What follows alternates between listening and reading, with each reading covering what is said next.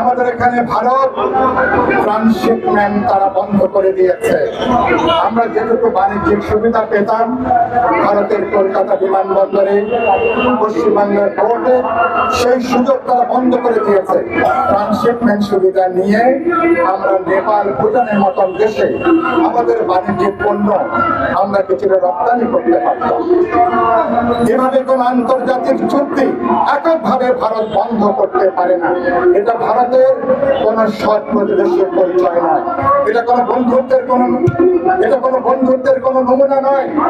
কদিন আগে মাত্র ব্যাংককে ভারতের প্রধানমন্ত্রীর সাথে আমাদের প্রধান উপদেষ্টা তার যে গুরুত্বপূর্ণ বৈঠক, আমরা আশায় বুক বেঁধেছিলাম যে 8 মাস পরে হয়তো আমাদের দ্বিপাক্ষিক সম্পর্কে যে বরফ, সে বরফ কিছুটা গলতে শুরু করেছে।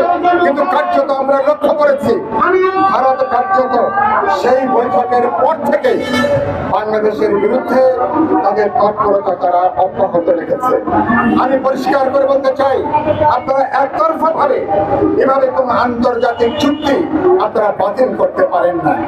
আমি বাংলাদেশ সরকারকে বলতে চাই, আমাদের বাগেরহাটের যে রামপাল বিদ্যুৎ প্রকল্প, যেটা ভারতের স্বার্থে নেওয়া হয়েছিল, এরকম অনেকগুলো প্রকল্প, এগুলো অবিলম্বে বন্ধ করা দরকার। নির্বাচনের বিরুদ্ধে সংস্কার বিচারকে দান করাতে চান, এটা একটা ভুল প্রস্তাবনা। আমরা সেজন্য বলবো এটা আমাদের সরকার, সুতরাং আমাদের সরকার যদি ব্যর্থ বিপর্যস্ত হয় তাহলে আমরাও তার দায়ভার কিছুটা আমাদের উপরে করবে। প্রফেসর ইউনূসকে বলবো, আপনার উপদেষ্টাদের অধিকথন এবং কারো কারো যদি কোনো ব্যক্তিগত এজেন্ডা থাকে সেগুলোকে বিবেচনার মধ্যে নিয়ে আপনি সরকার পরিচালনা করবেন এবং আগামী 2 মাসের মধ্যে আলাপ আলোচনা করে সংস্কার সম্পন্ন করে যাতে নির্বাচনের ব্যাপারে সুস্পষ্ট ভাবে আমরা একটা নির্দিষ্ট রোডম্যাপ বলি, পথনকশা বলি, যাতে দেশবাসী জানতে পারে, তাহলে কিন্তু বাংলাদেশ রক্ষা পাবে। কারণ একটা গণতান্ত্রিক দায়বদ্ধ সরকার ছাড়া কার্যত আধুনিক কোন গণতান্ত্রিক রাষ্ট্র কিন্তু হাঁটতে পারে না। আমি বিশ্বাস করি সরকার সে পথে হাঁটবে। বাংলাদেশের বিরোধী পার্টি, গণতন্ত্রের মঞ্চ, বিএনপি সহ সকল বিরোধী দল তারা কিন্তু এই প্রশ্নে তারা কিন্তু ঐক্যবদ্ধ আছেন।